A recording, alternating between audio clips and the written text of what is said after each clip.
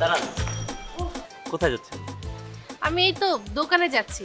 আম্মু 1 ডজন ডিম নিয়ে আসতে বলছে। ডিমটা কিনেই বাসে চলে যাব। তাহলে আপনি কষ্ট করে কেন যাবেন? আমি ডিম নিয়ে আসতেছি, আপনার বাসায় পৌঁছে দিব, আপনি বাসায় যান। তাই? হ্যাঁ হ্যাঁ। How sweet of you. Thank you so much. Thank you বলার কোনো কিছু নেই, সুন্দর একটা মেয়ের জন্য এতটুকু কষ্ট করতে পারি না আমি?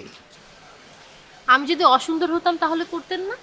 দেখেন, আমার ব্যাপারে সবাই জানে আমি অনেক স্ট্রেট ফরওয়ার্ড আর সত্য কথা বলি। আপনি সুন্দরী, অবশ্যই এটার জন্য আমি কষ্ট করতেছি, নাহলে আমি তো কষ্ট করতাম না। আপনার এই দিকটাই আমার খুব পছন্দ। যারা স্ট্রেটলি কথা বলে তাদের আমার খুব ভাল লাগে। আর এই কারণেই আপনাকেও আমার খুব ভাল লাগে। আপনি এটা কি বলতেছেন? সবাই আমাকে ঠোঁট কাটা বলে আর কি, যেন আমার কথা কেউ নিতে পারে না। আর এই জিনিসটা আপনার পছন্দ হয়েছে, আমি অবশ্যই আপনার জন্য ডিম নিয়ে আসবো। যাক, আম্মু 160 টাকা দিছে, টাকাটা তো পুরাই পাইচা গেল। ভালো হয়েছে, কালকে কলেজে গিয়ে আমি বার্গার খাবো। কি ভাবতেছেন? টাকা দেন। জি? মানে ডিম আনবো, দোকানদার তো আমাকে মাগনা দিবে না, টাকা লাগবে না, টাকা দেন।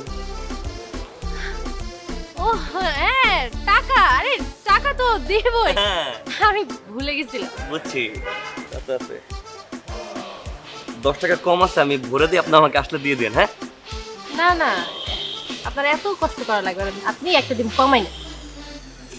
ঠিক আছে, আপনি যান ভাই, যান, আমি নিয়ে আসতেছি। জি জি। যান, ওই যান, হুম, ডিম নিয়ে আসতেছি, সমস্যা নাই।